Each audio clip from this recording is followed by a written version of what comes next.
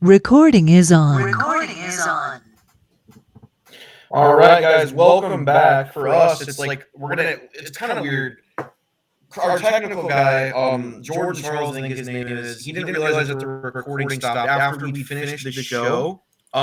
We talked about every single team, and then we realized the recording stopped. Thankfully, it stopped when there was only two teams left to talk about. Unfortunately for us, that means we have to talk about Tyler's team again, which means I have to literally go back into Tyler's team and give him like props again, which I really didn't want to do since all the shit I talked about preseason. But let's do it again. Hopefully, the technical guy gets his shit together. Oh, cut me some slack, man. Did I make us do a fucking auction draft a fourth time? No. We're just going to do the team again. Here we go. Let's do it again. So, looking at Tyler's team, I'm going to kind of repeat what I said since no one heard it. Tyler's team's working its way up. It is. When you got Josh Allen, and again, I kind of digged him for drafting him that early, but so far he's proving he was worth that pick.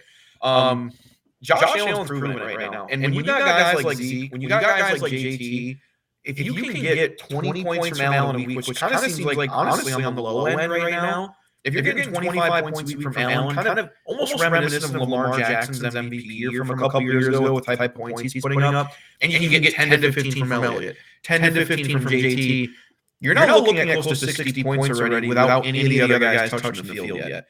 I mentioned this earlier. I think Samuel and Sutton are the X factors. Samuel has been great so far this year. He's almost like a Debo Samuel hybrid right now. He's on Tyler's Washington team, so Tyler's kind of getting a good first look at him.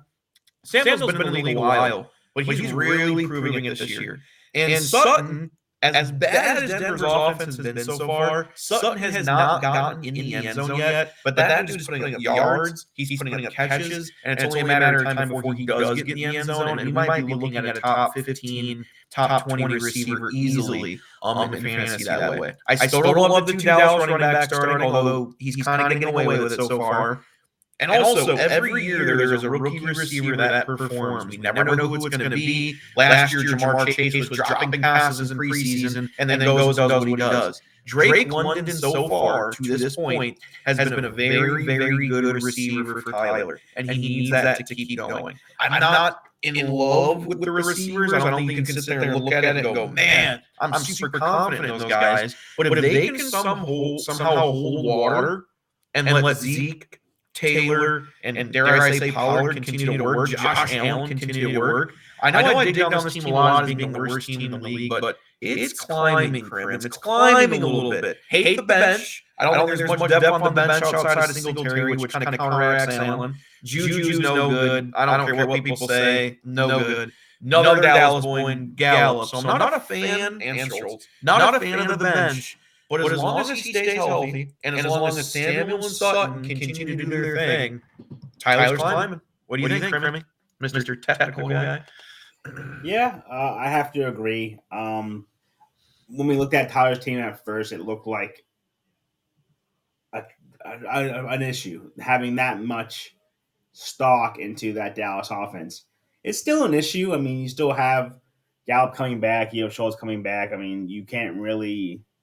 You don't have to play Gallup, but I feel like Schultz you're probably playing because you kind of put some draft capital into him. So that kind of poses a problem. But, I mean, so far so good for Tyler. He's been kind of riding that Pollard-Zeke split and getting the most out of what those guys are giving fantasy owners every week. But it's a good solid roster. I mean, it looks much better now than it did 3 weeks ago for sure. You're getting kind of more production from Drake London, like you said, someone who's kind of broken out. Josh Allen's been somehow, some way still better than advertised. I mean, we knew he was going to be the quarterback, one coming into the season.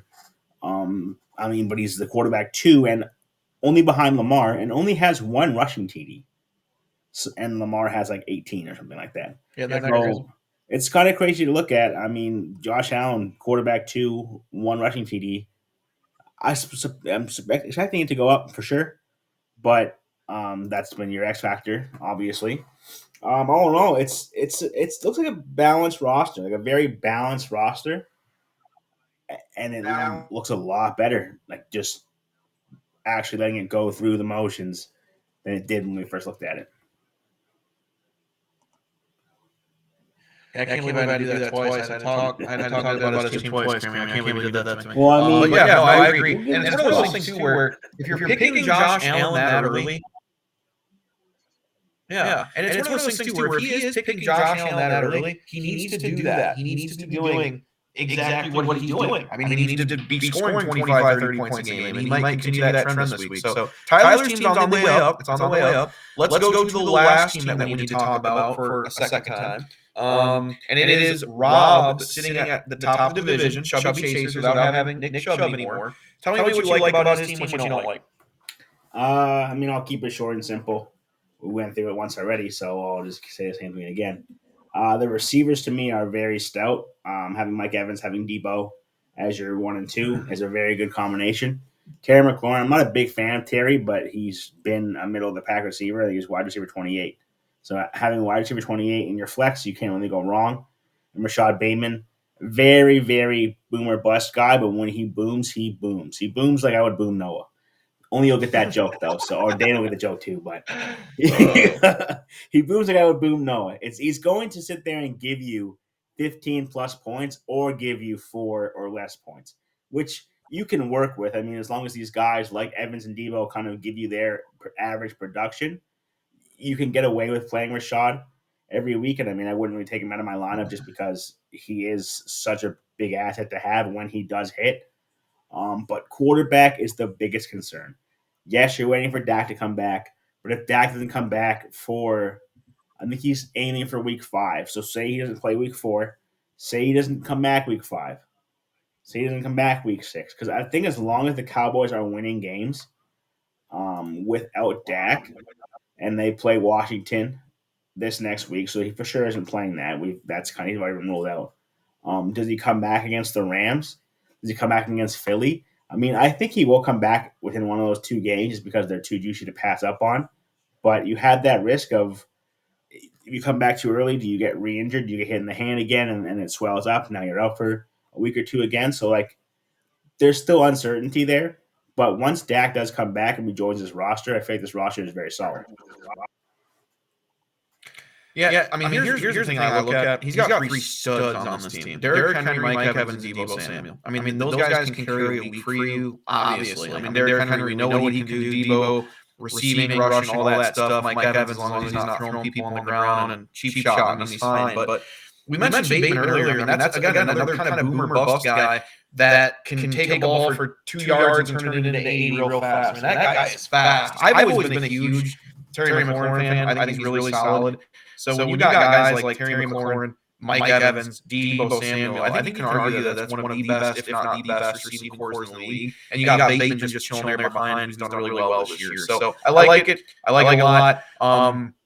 Not a huge fan of the San Francisco running back at the second spot, Jeff Wilson. But again, when you have Derrick Henry, you can kind of get away with it because he's going to take a lot of that load, a lot of that front load there.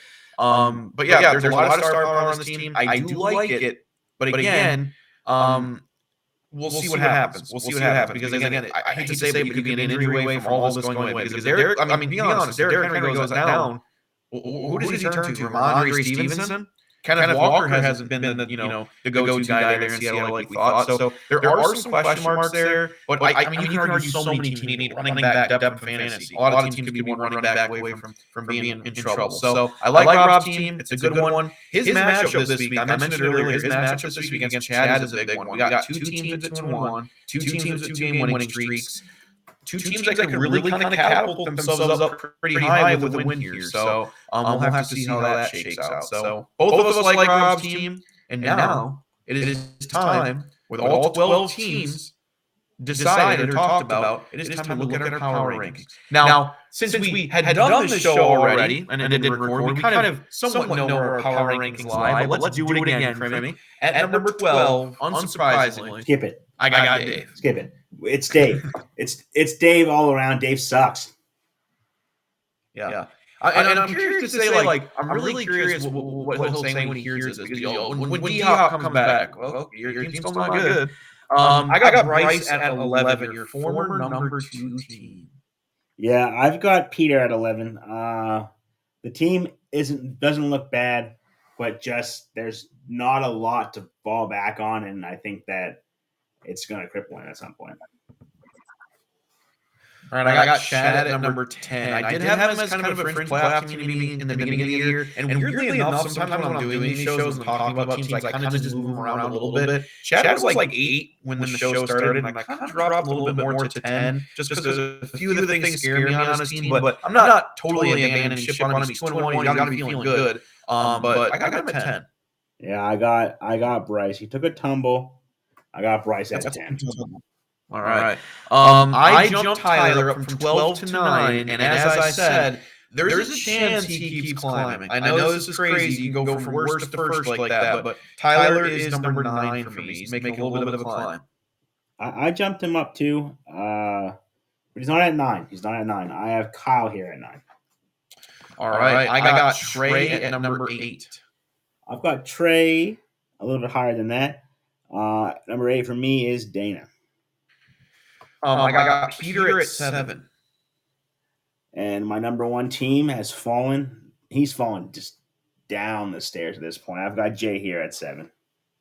And I mentioned this before we cut off, but since this is still early, I'm not quite doing just because you have the 2-1. Chad's 2-1, and he's number 10, right? Tyler's 2-1, he's number 9. Trey is 2-1, he's number 8. So it's tough. It's still a little early, and I'm sure 3 weeks from now these will be way different. But we'll have to see if these teams continue.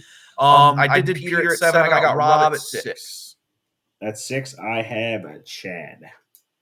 At 5, I have Kyle. And like I said, this might be the first year that I actually like Kyle's team, but there are a couple things that has me nervous about Kyle's team. So maybe the year I like Kyle's team is the year that playoff streak could be in jeopardy.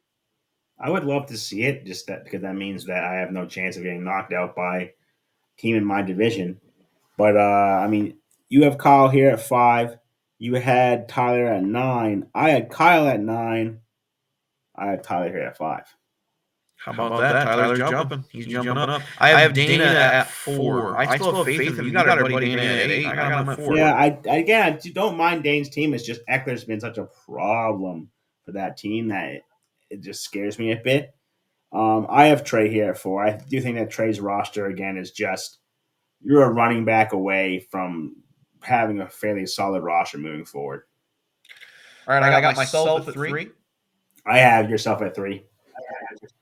Heck yeah, that's a good little spot. And I have you at number 2. I still can't believe it the second time around still. I heard it already once. And it still shocks me again. What the heck? I have Rob here at 2. And that's kind of a big difference for us. I have Rob at 6, which is theoretically a playoff team. You got him at 2 pretty high. You like him a lot. And I still have Jay at number 1, guys. I think it's too early to jump ship on that one. Jay's team, I think, is still solid. I don't think he needs to freak out too much at this point. He's averaging about 110 points per week, which is nothing to slouch. This is with being said, with Tua getting 2 points from this week, he very well might fall to 1-3, but I am still sticking with it. Jay is still my number 1 team. Jay is not my number 1 team. Obviously, I have him at 7.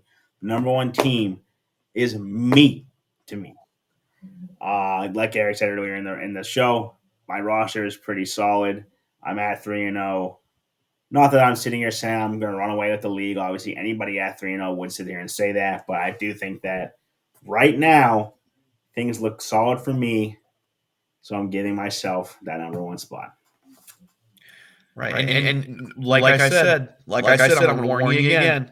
Watch them trades. You got 2 people, including yourself, telling you your team is good. Watch those trades. And what was your response to me? What was your response? Before it cut off, my response was, your team can always get better. And that's where Crim's ship starts sinking. So be on the lookout for his line. He's coming to hit you. And this is when it'll start sinking. So accept any trade Crim sends because this could be the downfall of it. We'll see. But with that being said, those are our teams. We'll probably like to do this every 3 weeks or so, kind of every quarter point of the season. So the next point will be closer to the halfway mark. Probably a lot more trades going on. And this thing could all be shaken up different. We're still early season where everybody is a game out of the playoffs except for Bryce. Come on, Bryce, get going. But you're going against the number one team in the league this week, according to Crim, so that would be kind of tough. But that kind of does it for us. Any last thoughts, Crim, before we wrap up? Good question. Not really. I'm just kind of looking at the lay of the land still. It's kind of crazy to me that we have one 3-0 team and one 0-3 team in the same division, and let alone in the entire league, which I guess is good for parity. But yeah, nothing much. I mean, again, hit my line if you need to find any running backs. I've got them for you. But don't come up with no bullshit offers like Dave. I will not answer Dave's phone calls anymore. I think he's blacklisted now. I think we're done with that. I will say this too, kind of interesting now that I'm looking at this. Rob, your number 2 team, the leading team in the division, the lowest scoring team in the division. How about that?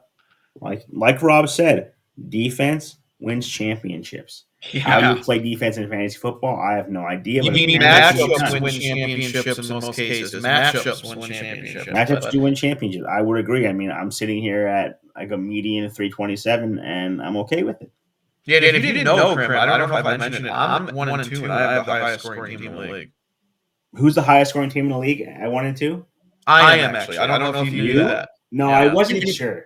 And if you also didn't know, they've scored the most against me. But I'm done throwing my own pity party. Thanks for joining us, guys, for our kind of going into week 4 sideline recap. We'll be back in a few weeks. Hopefully, we'll be on top of the standings and Crim making dumb trades going to the bottom. All right.